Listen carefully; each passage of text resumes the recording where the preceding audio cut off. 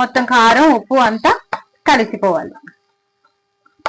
మీకు కనిపిస్తుంది కదా, చాలా చాలా చాలా టేస్టీగా ఉంటుంది, అద్దరిపోతుంది కూర మాత్రం. సూపర్ అంటే సూపర్ సూపర్ టేస్టీగా ఉంటుంది. ఇంకా మొత్తం అయిపోయింది, కూర మొత్తం అయిపోయింది.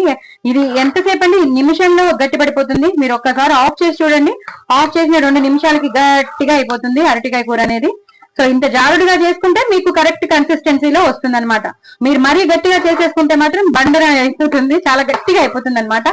అలా కాకుండా ఈ కన్సిస్టెన్సీలో మీరు ఇలా ఇలా ఇలా చేసుకున్నారనుకోండి, ఒక 5 నిమిషాల్లో ఇది గట్టిగా అయిపోతుంది. నేను ఇప్పుడు హైలో పెట్టుకున్నాను చక్కగా. నేను ఇప్పుడు ఇందాకనే కరివేపాకు వేసేసాను. ఇప్పుడు నేను ఇది వేస్తాను, ఆవాలు మెంతుల పొడి. ఎందుకంటే నేను ఇప్పుడు బంద్ చేసేస్తాను. ఇంకా కూర అనేది అయిపోయింది కాబట్టి నేను స్టవ్ ఆఫ్ చేసేస్తాను. ఒక్కసారి ఈ ఆవాలు మెంతుల పొడి అనేది ఇలా వెళ్ళిపోతే మొత్తం ఈ కూరలో కలిసిపోయాక నేను బంద్ చేసేస్తాను. చాలా చాలా టేస్టీగా ఉంటుందండి. దయచేసి నా ఛానల్ ని సబ్స్క్రైబ్ చేసుకోండి, సపోర్ట్ చేయండి. చాలా చాలా టేస్టీ అయిన కూర, చాలా అంటే చాలా టేస్టీ అయిన కూర. మీరు తప్పకుండా ట్రై చేసుకోండి. లాస్ట్ లో మాత్రం కొత్తిమీర వేయడం అస్సలు మర్చిపోవద్దు. కొత్తిమీర లేకపోతే తెప్పించుకోండి.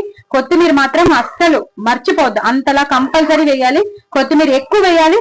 చాలా చాలా టేస్టీగా ఉండే అరటికాయ కూర, అరటికాయ బంగాళదుంపల మామిడి తురుము వేసి కూర, పుల్లని కూర, చాలా చాలా బాగుంటుంది. ఆవ పెట్టిన కూర కూడా అనొచ్చు, ఎందుకంటే మన ఆవ పొడి వేసేసాం కదా, మొత్తం అంతా బంద్ చేసేసాను, అయిపోయింది. సో ఆవాల మెంతుల పొడి కూడా వేసేసాను కాబట్టి చాలా చాలా బాగుండే అరటికాయ కూర చాలా బాగుంటుందండి. డూ ట్రై ఇట్ అండి.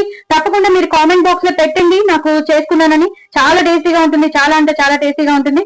నా ఛానల్ మాత్రం సబ్స్క్రైబ్ చేసుకోవడం అసలు మర్చిపోవద్దు. ఓకేనండి, బాయ్ అండి.